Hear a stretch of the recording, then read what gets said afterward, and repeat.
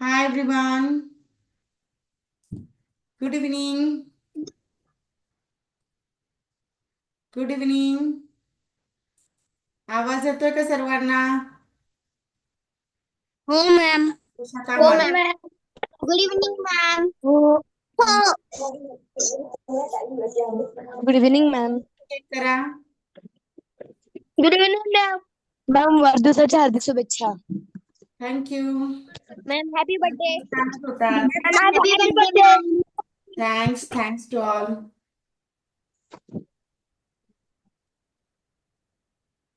बरं, आपण आकृत्या मोजणे हे प्रकरण पाहत होतो ना? Good evening ma'am. हो मॅम. Good evening. स्क्रीन दिसते ना सर्वांना? काल तुमचा वाढदिवस होता म्हणून सुट्टी होती का? हो मॅम. हो, वाढदिवसामुळे सुट्टी होती. बाहेर गेले होते. सुट्टी होती. अचानक बाहेर जायचं प्लॅनिंग झालं. सुट्टी दिली होती. मॅम हा, बोल ना. उद्या घटस्थापना मग सुट्टी देणार आहेत का? नाही, घटस्थापनेबद्दल नाहीये सुट्टी.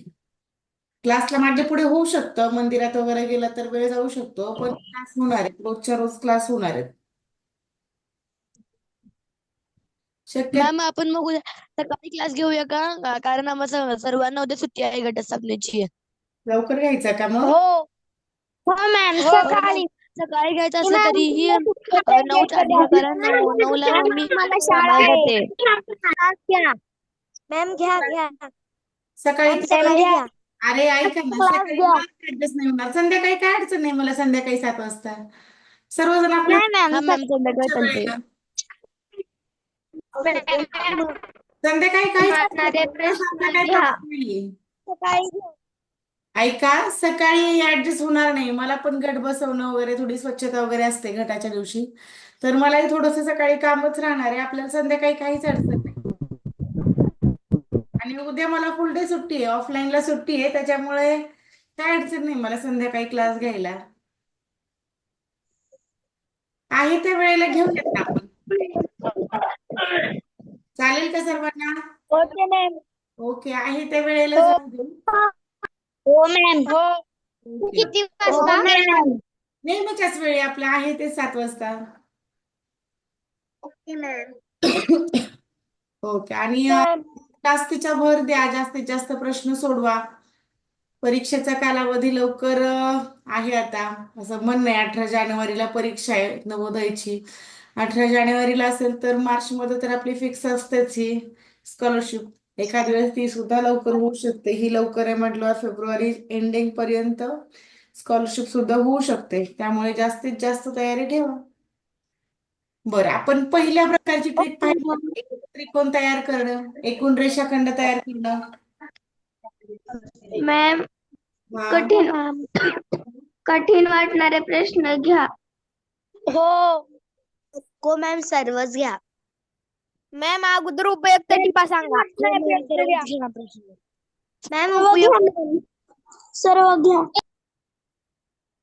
मॅम सर्व घ्या. टिपा सांगा. मॅम आवाज नाही. मॅम आवाज नाही. मॅडमचा माईक बंद आहे.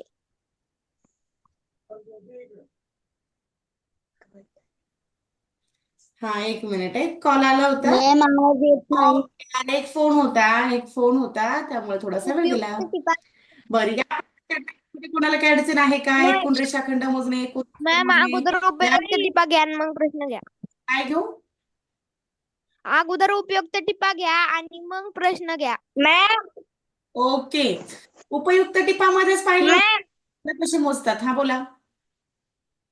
मॅम काल माझ्या मामाच्या मुलीचा बर्थडे होता. हा का? अरे वा. मग मामाच्या आणि मुलीचा बर्थडे मॅम केला की नाही तू? काल आमच्या बाबांच्या भावाच्या बायकोचा पण वाढदिवस होता. अरे बापरे, जवळच नातं आहे. छान. त्यांना सुद्धा बर्थडे विश, त्यांना सुद्धा हॅपी बर्थडे माझ्याकडून. बरं, आपण कंटिन्यू करूयात का? हा हा. ओके.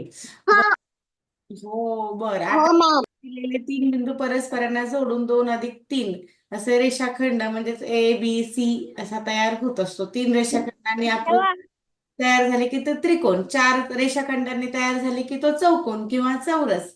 आलं लक्षात? रेषाखंड जेवढे त्यानुसार, पण 2 रेषाखंडांची आकृती नाही होत. 2 रेषाखंडानुसार कोण नाही होत. सॉरी, फक्त 2 रेषाखंड असतील तर एक कोण होऊ शकतो. फक्त तो साधा कोण असेल, मग तो राईट अँगल असेल, ऍक्युट असेल किंवा ऑब्च्युज असेल, कुठल्याही प्रकारचा कोन जर तयार करायचा असेल तर 2 रेषा किंवा रेषाखंडाची गरज असते. पण जर 3 रेषाखंड घेतले आणि त्यांना जर आपण या प्रकारे जर जुळवलं तर एक त्रिकोण तयार होतो. 4 रेषाखंड घेऊन जर आकृती तयार केली तर तो चौकोन किंवा चौरस तयार होतो. 5 रेषाखंड घेऊन जर आकृती तयार केली तर तो पंचकोन, 6 घेतला की षटकोन, षटकोन, सप्तकोन, अष्टकोन अशी जसा रेषाखंड वाढेल तशा त्या आकृत्या तयार होत असतात. हे सुद्धा लक्षात ठेवा. कोण तयार होण्यासाठी कमीत कमी 2 कोणत्या पुढे कोणती आकृती आहे? काय झालं? स्क्रीन दिसत नाहीये. कोणत्या मॅम, पुढे सर्व कोणती प्रश्न घ्या. आकृती आहे? आकृत्यांच्या पुढे कोणते प्रश्न घेणार असं आहे का म्हणणं? मला आवाज नाही, माझी त्या दिवशी अष्टकोन आहे. स्कूलमध्ये अष्टकोन आहे ना, त्याच्या पुढे परीक्षा कोणती होती. आकृती आहे? अष्टकोनच मला पण माहिती आहे. अष्टकोनच्या पुढे 9 हा कसं काही कोणाच्या आणखी माझ्या पुढे तरी नाही आला. नवग्रहांसारखा असं कोण नाही आला. मग असेल आणखी काही वेगळा, पण अष्टकोनापर्यंत पाहिलेले आहेत मी पण कोण. आणखी एखादा कोण वाढवून केला असेल कुठे गणितामध्ये तर मला आढळली नाही अशी आकृती. बरं, पाहता क मध्ये 5 बिंदू परत मॅम, काय? मॅम मला आज उशीर झाला, थोडा प्रॉब्लेम होता म्हणून. ओके ओके, काय अडचण नाही. आता सुरुवातच केलेली आहे आपण. 5 बिंदू परस्परांना जोडून मॅम हात एक असे 10 रेषाखंड तयार होतात. असंच का बरं? आता जर बिंदू 5 दिले तर 4 3 2 1 असे का मोजायचं? तर यासाठी आपण त्रिकोणी संख्या जेव्हा शिकलो होतो तेव्हा हस्तांदोलनाचं एक उदाहरण शिकलो होतो.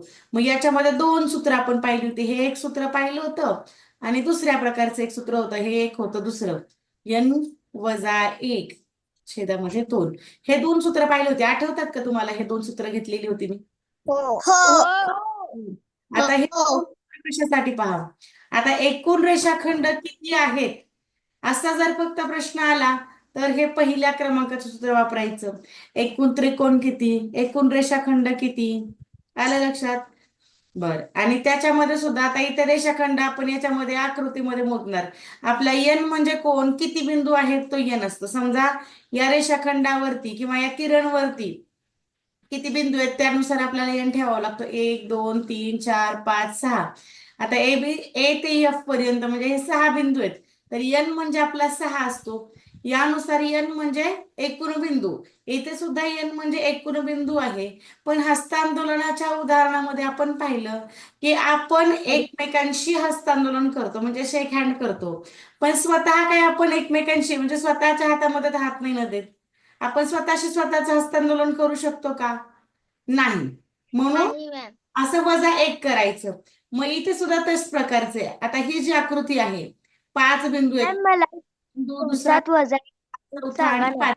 मग आता 5 बिंदू आहेत तर एकमेकांशी जर जोडले, ए च हस्तांदोलन बी शी होईल, सी शी होईल, डी शी होईल, ई सोबत होईल. म्हणजे इतर 5 जणांसोबत, 5 जण असतील तर 4 सोबत होईल, नंतर पुन्हा 3 सोबत होईल, मग 2 सोबत, मग 1 सोबत, यानुसार करावं लागतं.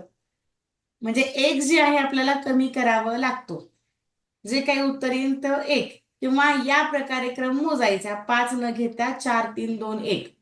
मग आता इथे बिंदू हा n म्हणजे कोण आहे? 5. आता इथे जर सूत्रामध्ये ठेवलं तर इथे 10 उत्तर आलंय. मग आपलं सुद्धा सूत्रामध्ये 10 उत्तर आलं असतं का? पहा, आपण चेक करूयात आपलं सुद्धा उत्तर 10 आहे का. मग याच्यासाठी राईट मेथड हे 2 नंबरचं सूत्र आहे.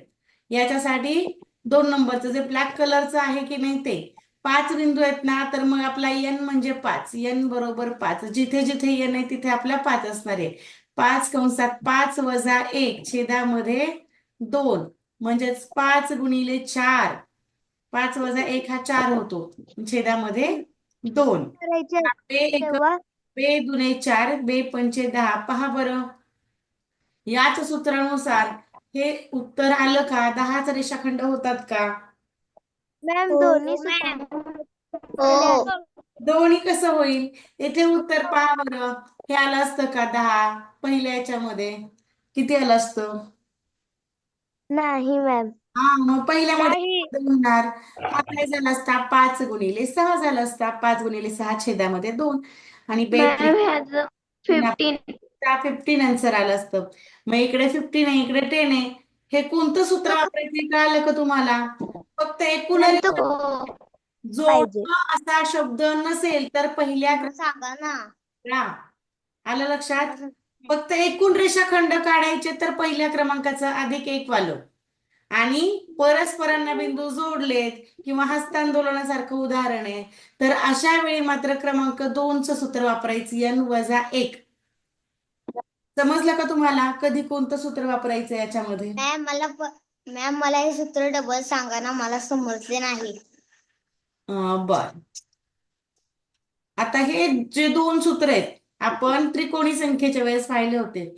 अशा भरपूर आकृत्या येत असतात या प्रकारचा नेहमी प्रश्न येतो की 5 बिंदू आहेत आणि 5 बिंदू जर एकमेकांशी जर जोडले तर एकूण किती रेषाखंड तयार होतात? रेषाखंड कधी तयार होतो? 2 बिंदू एकमेकांना जोडले तर रेषाखंड तयार. जसं की ए बी रेषाखंड आहे बी सी रेषाखंड आहे ई एफ हे ई आणि बी रेषाखंड आहे ए सी रेषाखंड आहे अशा आपण रेषाखंड मोजत असतो. मग असं जर केलं तर ते किती? मग आपल्याला एवढा वेळ नसतो की आपण प्रत्येक बिंदू जोडत बसायचं. बरं हा होतोय का पुन्हा चेक करायचं पुन्हा होतोय काय म्हणजे हे एवढं चेक करणं सहज सोपं नसतं. आता इथे 5च बिंदू आहे तुम्हाला 25 बिंदू पण विचारू शकतात. मग अशा वेळी हे जर जोडण्याचं जर सूत्र आलं तर इथे क्रमांक 2चं सूत्र लिहिलंय मी काळ्या पेनने पहा. n-1 छेदात 2 जर बिंदू जोडण्याचा विषय आला तर हे सूत्र नेहमी वापरायचं. n म्हणजे जेवढे बिंदू दिले तो n म्हणजे 5 बिंदू दिलेले होते A, B, C, D. हे 5 बिंदू दिलेले होते म्हणून आपला n झाला 5. समजलं का? n 5 कंसात 5 2 कंस कधीही अगोदर सोडवायचा आहे. 5 मधून 1 केले तर ते 4 उरतात आणि या दोघांमध्ये जर कुठल्याही प्रकारचं चिन्ह नसेल तिथे गुणाकाराचं चिन्ह राहतं. हे समजलं का? पण जर तुम्हाला प्रश्न असा आला की 5 बिंदू एका सरळ रेषेवरती 5 बिंदू आहेत तर एकूण रेषाखंड किती तयार होतील? असा जर प्रश्न आला एका सरळ रेषेवरती ना हे लक्षात ठेवा. तर अशा वेळी मात्र एकूण रेषाखंड विचारले तर क्रमांक 1चं सूत्र वापरा. हे समजलं का? हो मॅम. एवढंच लक्षात ठेवायचंय फक्त तुम्हाला एवढंच लक्षात ठेवायचंय. सरळ रेषेवरती आहेत आणि तुम्हाला एकूण रेषाखंड काढायचे असा जर कधी प्रश्न आला तर मी क्रमांक 1चं जे सूत्र सांगितलं होतं कलरचं होतं तेच वापरायचं. जोडण्याचं आलं किंवा जायक आलं. बरं आता हे समजलं तुम्हाला. किरण पहा असतं किरण कशा रे रे आपण कुठल्याही दिशेने दाखवू शकतो. हा सुद्धा रे आहे. असा सुद्धा आपण रे दाखवू शकतो. इकडे तो काय असा पण रे असतो. या प्रकारे पण आपण रे वाचन पहा हे सुद्धा येतं. किरण किरण हा पी क्यू आहे. ओरिजिन पॉइंट म्हणजे आरंभ बिंदू. याला आरंभ बिंदू आणि बिंदू एकच असतो अंत्य नसतो. म्हणजे जो आरंभ आहे तोच त्याचा अंत्य असं समजलं जातं. कारण इथे जिकडे बाणाचा टोक आहे तिकडे तो अमर्यादित असतो. बरं आता याच्या एका टोकास बाणाचं चिन्ह असतं. हे पहा एका टोकाच बाणाचं चिन्ह आहे त्याला किरण म्हणायचं. मग या आकृतीमध्ये F A या किरणावर A B B C C D असे 5 वेगवेगळे रेषाखंड आहेत तर एकूण रेषाखंड मग ते रेषाखंड तुम्हाला किरणवरती विचारू द्या किंवा सरळ रेषेवरती विचारू द्या किंवा एका रेषाखंडामध्ये आणखी किती रेषाखंड आहेत हे सुद्धा विचारू द्या असंही आलं तरी सूत्र आपल्याला तेच वापरायचं. n-1 छेदामध्ये 2. प्रश्न समजला का? n म्हणजे 5 आहे. 5 ठेवून आपण आत्ताच उत्तर काढलं होतं 15. 5 गुणिले 6 झालं असतं. बरं, आता माझा प्रश्न यावरती सेम तुम्हाला. एका किरणवरती 5 बिंदू नाहीये, तर तिथे तुम्हाला 10 बिंदू आहेत. आता इथे 5च्या ऐवजी 10 बिंदू सांगितले तुम्हाला, तर एकूण रेषाखंड किती असतील? हा इकडे रेषाखंड असा वाढलेला आहे आणि इकडे 10 बिंदू. 55 हा किती आहे? तिथे तुम्हाला 55 55 तुमची. मग एन म्हणजे कोण? मला एन म्हणजे कोण घ्यायचा? 10 हा, 10 प्लस 1 प्लस 1 इंटू 11. टू झाला. अपॉन 2 हा काय होणार आहे? 10 10 मल्टिप्लाय 11 अपॉन 2 टू 5 जा 10 आणि 11 5 जा 5. 55 होणार बरोबर. 55 असे रेषाखंड जर 10 जर बिंदू दिलेले असतील किंवा 10 रेषाखंड जर दिली, तर एकाच रेषेवरती ते 20 वेगवेगळे 50 तर एकूण जर काढले तर ते 55 होणार आहेत. हे समजलं का? जर रेषेवरती असेल तर तिथे जोडण्याचा प्रश्न येत नाही. आणि जोडण्याचा जर बिंदू दिले तर ते नैक रेषीय असतात, त्याला नॉन कोलिनियर पॉइंट म्हटलं जातं. एका सरळ रेषेवरचे हे कोलिनियर पॉइंट असतात. एका सरळ रेषे मॅम अगोदर जर गुणाकार केला आणि त्याला भागिले 2 केले तरी पण उत्तर 55 येते. पण चालतं. जसं की आता इथं 10 गुणिले 11 110 झालं असतं. 110 भागिले 2 55. 110च्या अर्धे. कोणत्याही संख्येला जर आपण 2 ने भाग दिला तर त्या संख्येची निम्मी संख्या मिळत असते, अर्धी संख्या मिळत असते. हे लक्षात ठेवा. बरं, पाहता रेषा याच्या दोन्ही टोकांना बाणाचं चिन्ह असतं या प्रकारे. एरोबिट्स असतात या प्रकारचे. दोन्ही बाजूने मॅम जिकडून एरो असतात, जिकडून किरण असतो तो अंक नाही घ्यायचा असतो ना. तो अंक नाही घ्यायचा आपल्याला, पण तिथे बिंदू आहे ना तोच घ्यायचा. बिंदू दिले नाही इथे. आता इथं हा बिंदू याच्यावरती आलेला आहे कारण एफ आहे ना, एफ हा एक बिंदू आहे, तो नाही घ्यायचा. एरोबिट्स कारण हे अमर्यादित आहेत. हे इकडे इन्फिनिट हे इन्क्रीज होत जाणार आहे. जिकडे इन्फिनिट इन्क्रीज होतो तिकडे तो नाही घ्यायचा, पण त्याच्यावर बिंदू किती आहेत? आता समजा ही रेषा आहे. एक मिनिट आता तुम्हाला एक उदाहरण दाखवते. कसं घेणार पाहतो. बिंदू कुठले घ्यायचे असतात? एक मिनिट, पेन माझा चालत नाही.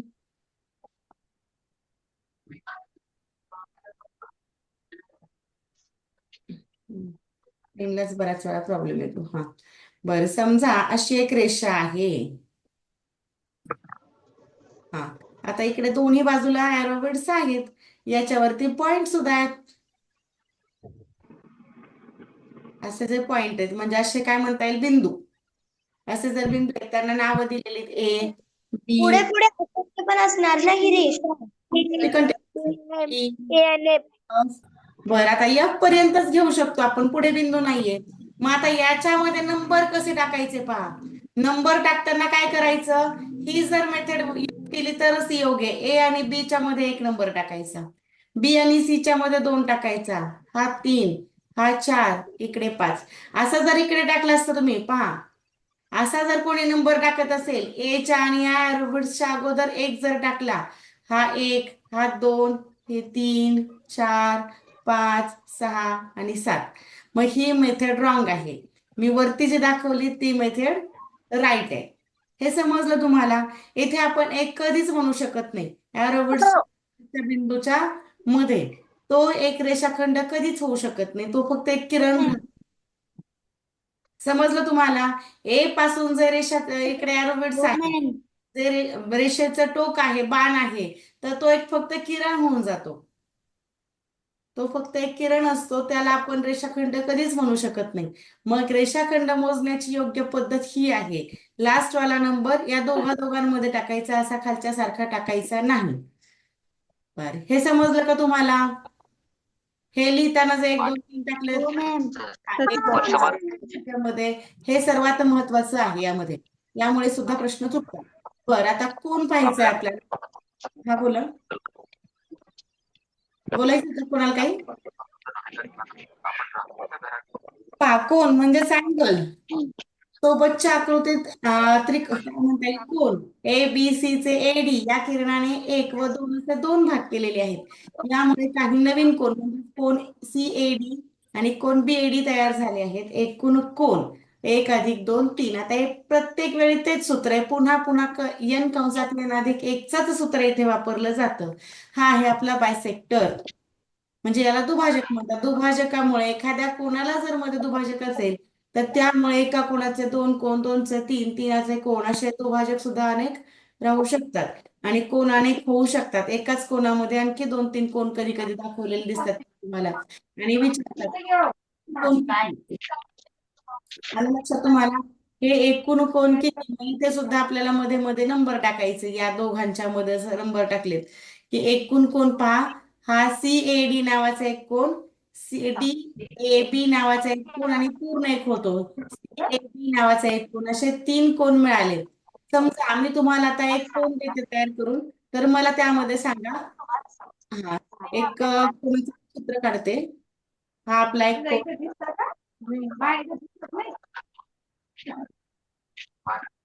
आता माझ्या लक्षात काही सरळ आज येईनातच. करूया प्रयत्न आपण.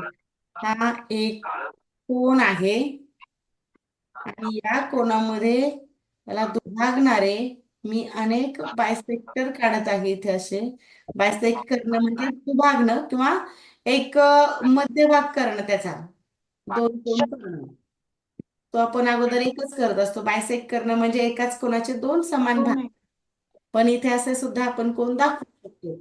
आता मला सांगा हे एकूण कोण किती झाले? 1 2 3 4 5 या प्रकारे 18. नंबर टाकायचे आणि आता सांगा, आपण जे सूत्र वापरतो त्यानुसार हे एकूण कोण किती झाले?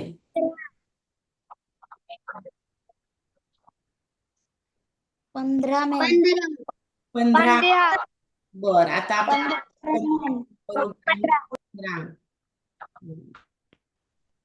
15. लास्ट वाला नंबर कोण होता? आपण जर नंबर दिले तर तो 5 आहे. लास्ट वाला नंबर छेदामध्ये 2 असा घ्यायचा. लास्ट वाला नंबर घेऊन पुढचा घ्यायचा. म्हणजेच हे घेणं म्हणजेच हे सूत्र वापरले आपण n कंसात n+1 छेदामध्ये 2. हे आणि हे एकच आहे हे लक्षात. 6 आणि हे झाले 3×5 15. 15 एकूण कोण झाले 15. हे समजलं का? यामध्ये हो मॅम. ओके 6 असते आणखी एक वाढलं तर किती झाले? आता किती होतील? 21. 21. आता काय करावं लागलं असतं आपल्याला इथे करावे लागले असते 21 मॅम. 20. बरं पहा आता काय करणार तुम्ही? 6 आहे ना तर तिकडे पुढचा 7 घ्यायचा. मग 2×3 = 6 म्हणजे 3×7 = 21. मग इथे आपल्याला 21 हे उत्तर मिळालं असतं. बरं यामध्ये कोणाला काय डाऊट? कोण कसे मोजायचे, रेषाखंड कसे मोजायचे, रेषा कशा मोजायचे समजलंय का? हो मॅम. पाहिलेले होते त्रिकोण पद्धतीने मोजतात. हा बोला. मॅम मला रेषा समजली नाही. रेषा नाही समजली? रेषेवरती आपण रेषाखंड मोजतो. त्या 2 म्हणजे ते 2 बाजू असतात ना त्या हा. लांब पण जातात म्हणजे अजून डॉट्स येणार ना. हे बघ ही रेषा जी आहे हे लक्षात ठेवा. रेषा ही अनंत आहे म्हणजे ती अमर्यादित वाढू शकते. पण त्यावरच ते जर फिक्स असतील तर तेवढेच राहतात ते. समजा आपल्याला सांगितलेलं आहे की एका रेषेवरती 6 बिंदू आहेत तर ते 6च बिंदू काढायचे आपण. रेषा किती वाढू द्या ही अमर्यादित आहे. ही समजा रेषा यल आहे. यल रेषेवरती ए नावाचा एक बिंदू आहे, बी नावाचा एक बिंदू आहे, सी नावाचा एक आहे, डी नावाचा एक बिंदू आहे, ई नावाचा एक बिंदू आहे आणि एफ नावाचा एक बिंदू आहे. असे आपले 6 बिंदू आहेत. तर आपली जी रेषा आहे ती अनंत वाढणारी अनंतच आहे. पण असं जर तुम्हाला सांगितलं की ही रेषा जर 5 सेंटीमीटर आहे, ही जर 5 सेंटीमीटर तर ती कायम 5च राहणार आहे. कारण हा एक रेषाखंड आहे. म्हणजे रेषेचा तुकडा आहे. हे समजलं. रेषा जरी अमर्यादित वाढणार असली तरी मधले जे काही पार्ट केलेले असतात त्याचे ते तेवढेच राहतात. इथे बदल होत नाही. हे समजलं. त्या बिंदूसाठी जेवढं समजलं. ओके. म्हणून यानुसार आपण रेषाखंड काढू शकतो. रेषा एकच आहे. एका रेषेवरती अनेक आपण रेषाखंड काढू शकतो. हा चौकोन क्वाड्रिलॅटरल म्हणतो पहा आपण याला चौकोन. एकूण चौकोन कसे मोजायचे? मॅम त्रिकोण राहिला. याच ट्रिक आहे तिथे त्रिकोण मला ट्रिक सुद्धा त्रिकोण राहिला.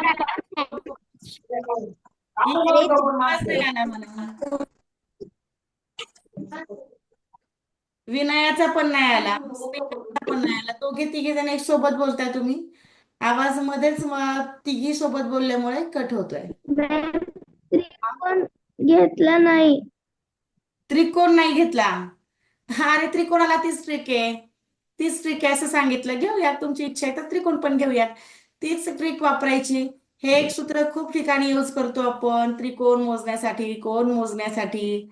बरं पहा आता इथे पण हे त्रिकोण आहे. त्रिकोणांच्या मध्ये नंबर टाकायचा, लास्ट वाला नंबर पाहायचा, त्याच्या पुढचा घ्यायचा आणि छेदामध्ये 2 लिहायचे. बरं आता इथे आपल्याला एकूण त्रिकोण मिळतील. बरं आता वरील प्रमाणेच त्रिकोण, आपला त्रिकोण किती आहे? 4. मग आता इथे असे जर 4 असतात किती? 10. मग आपलं पण हेच आहे का पहा, बे एक बे बे दुने 4 आणि या दोघांचा गुणाकार केला की झालं उत्तर 10. पहा बरं आपल्या सूत्रानुसार आलं का 10?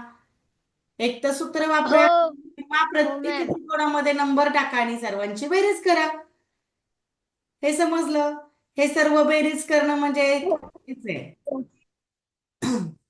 बर असे एकूण 5 इथे सॉरी एकूण असे इथे 10 त्रिकोण झालेले होते. बर आता इथे एखादा आपण मॅम 4 नंबरची त्रिकोणी संख्या 10च आहे. हो त्रिकोणी संख्याच मिळत असते अशी. बर आता इथे 5 त्रिकोण आणि 6 त्रिकोण आता नंबर टाकले. आता सांगा मला एकूण त्रिकोण किती झाले? 21. 21. 6 आहे ना, त्याच्या पुढच्या आणि छेदामध्ये 2 ला ठेवायचं. मग काय होणार? बेक बे त्रिक 6 आणि वरच्या 3 आणि 7चा गुणाकार करायचा. 21 राईट आहे. ओके समजलं का? त्रिकोण समजला का सर्वांना? हो मॅम. आपण चौकोनाकडे. बर आता एकूण चौकोन कसे मोजायचे? या प्रकारे नंबर टाकायचे, आडवे आणि उभे. बर आडव्या आणि उभ्या वरची बेरीज आणि त्यांची जसं की आडवे इथे दिलेत पहा, 1 + 2 + 3 या सर्वांची आपण बेरीज, आलेल्या बेरीजचा पुन्हा गुणाकार. आडव्या आणि उभ्यांची बेरीज पहा, यांची बेरीज आली 3, आडव्यांची आली 6. 6 × 18 चौकोन झाले एकूण. मग इथे दुसरं उदाहरण दिलंय. जर एकीकडे 4 आहेत आणि एकीकडे 3 आहेत म्हणजे आडवे 4 उभे 3 असं जर असेल तर सर्व आडवे जे आहेत त्या सर्वांची बेरीज करून घ्यायची आणि जे काही उभे आहेत त्यांची पण बेरीज करून घ्यायची. आलेल्या बेरजेचा गुणाकार आडव्या आणि उभ्या बेरजेचा. हे समजलं का?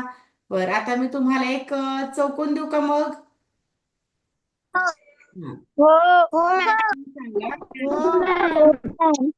हो किती चौकोन होणार आहेत? चौकोन लहान मोठे कमी जास्त असे असो म्हणजे लहान मोठे असू शकतात. चौरस म्हटलं की एकसारखे. पाहता मी हे चौकोन तयार करते आणि त्यानंतर मला तुम्ही सांगा आता हे एकूण चौकोन किती होणार आहेत. थोडासा मी मुद्दामून मोठा नंबर घेतला.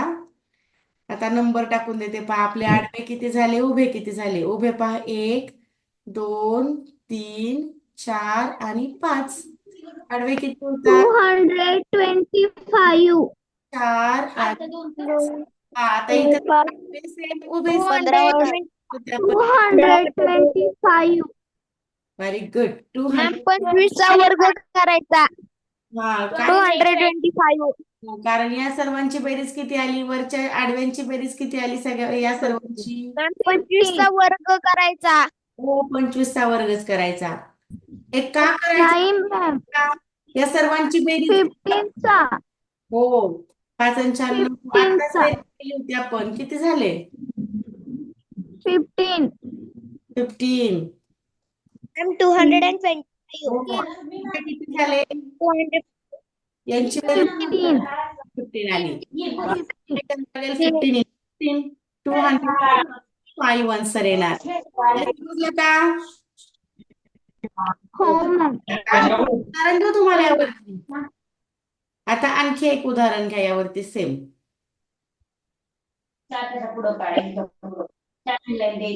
हा आणखी एक मी चौकोन इथे वाढवलेला आहे. आता इथे असा चौकोन आता इथे एवढं काय व्यवस्थित आलेलं नाही असा व्यवस्थित. हम्म आणि एक मी खालचा कट करते. अरे देव सर्वच कट झालं बरं चला घेऊयात आपण नवीनच घेऊयात. सर्वच कट झालं चुकून माझ्याकडून. सर 441. हम्म नवीन तयार करूयात आता. चौकोन असे थोडेसे लहान मोठे सुद्धा असू शकतात. चौरस मात्र सारखेच येणार. बर आता इथे मला सांगा एकूण चौकोन किती झाले हे तुम्ही काढायचंय. पहा 1 2 3 4 उभ्या 4 लाईन आहेत आणि आडवे पहा 2 3 4 आणि 5.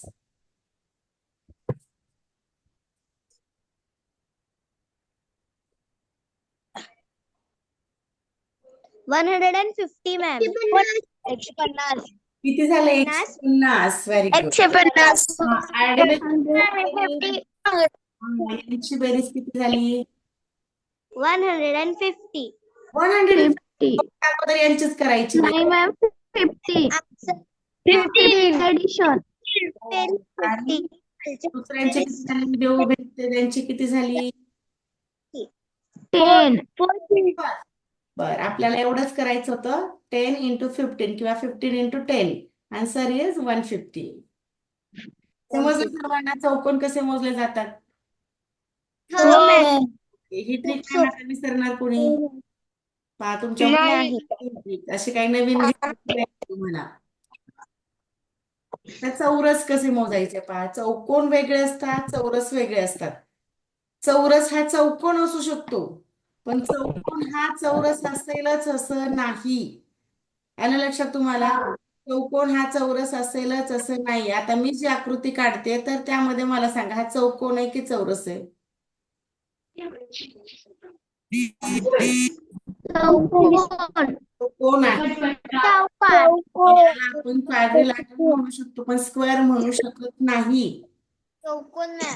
हो चौकोन चौकोन हा चौकोन एक बाजू लहान असेल मोठी असेल कशी असेल पण चौरस म्हटलं की एकदम क्यूब शेप असतो तो. इथे लहान मोठे काही नाही सर्व बाजूने सारखंच असणार आहे. बरं आता एकूण चौरस कसे मोजले जातात पहा. हे एकूण चौरस. आता इथे लास्ट वाल्या नंबरची पेअर केली जाते. या पेअरचा गुणाकार आणि यांची बेरीज केली जाते. जसं की आता एकूण चौरस मोजायचे होते. नंबर टाकून घेतले अगोदरच्या सारख्या चौकोनासारखेच. यांचा गुणाकार उरलेला त्यामध्ये मिळवायचा. यांची पेअर करायची जोडी जोडी करायची आणि डायरेक्ट त्या जोडीचं मल्टिप्लिकेशन होत असतं. जसे की आता 2 आणि 2चा गुणाकार 4 4 अधिक 1 5 झाला. मग इथं दुसरं उदाहरण दिलेलं आहे. मग यामध्ये पहा 3. मग आता इथे 3 आणि 3चा गुणाकार म्हणजे 3चा तो वर्गच होत असतो. 3चा वर्ग हा झाला 9. त्यानंतर हा 2चा वर्ग. 2चा वर्ग किती होतो? 4. आणि यामध्ये उरलेला जो कोणी असेल एक राहतो कधी कधी 2 पण राहतो 3 पण राहू शकतो. ते उरलेले सर्व नंबर इकडे मिळवून घ्यायचे. 14. सॉरी सर्व नाही मिळून घ्यायचे. आता उरलेला नंबर एक असेल तर तो एक जर 2 3 उरले समजा 1 पण उरला 2 पण उरला 3 पण उरला तर यांच्यापैकी जो मोठा आहे तो नंबर घ्यायचा असतो. म्हणजे किती झाले हे 14 झाले. या प्रकारची ही ट्रिक. हो. आपण आणखी घेऊयात. आता जसं की इथे इथे आहे सेम तसंच उदाहरण ब मध्ये आता इथे एकूण चौरस मोजायचे होते. मग पेअर करायची फर्स्ट आणि लास्ट नंबरची. पेअर केली. मग यांचा गुणाकार किती झाला? 2 आणि 3 6 यांचा गुणाकार झाला. आता दुसरी पेअरच नाही आपल्याकडे, अशी जोडीच नाहीये.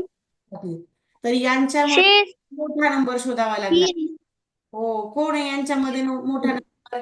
1 आणि 2 या उरलेल्यांपैकी 2 हा 2 होता, म्हणून 2 6 3 पैकी 2 3 असा 3 3 कुठे? 8 हे समजलं का? हे कसं? ओके. याच पद्धतीने आणखी एक उदाहरण दिले पहा. आता फर्स्ट आणि लास्ट असा नंबर यांचा गुणाकार असतो. पूर्ण स्क्वेअरच नाही, कधी स्क्वेअरचे येऊ शकतात, पण प्रत्येक वेळेस स्क्वेअर नसणार आहे.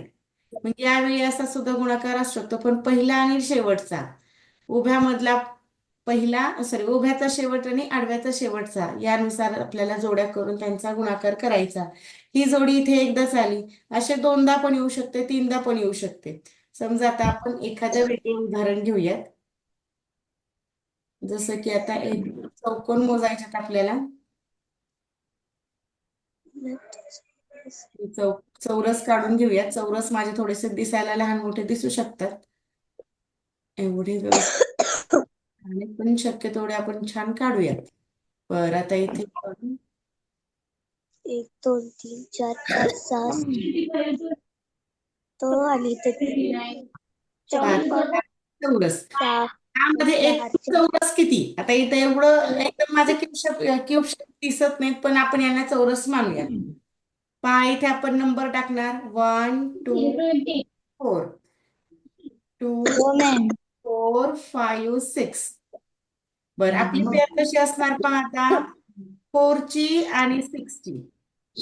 कोण जेव्हा मोजायचे तेव्हा आपण काय करणार? यांचा गुणाकार 4 × 6. पुन्हा यामध्ये प्लस करा.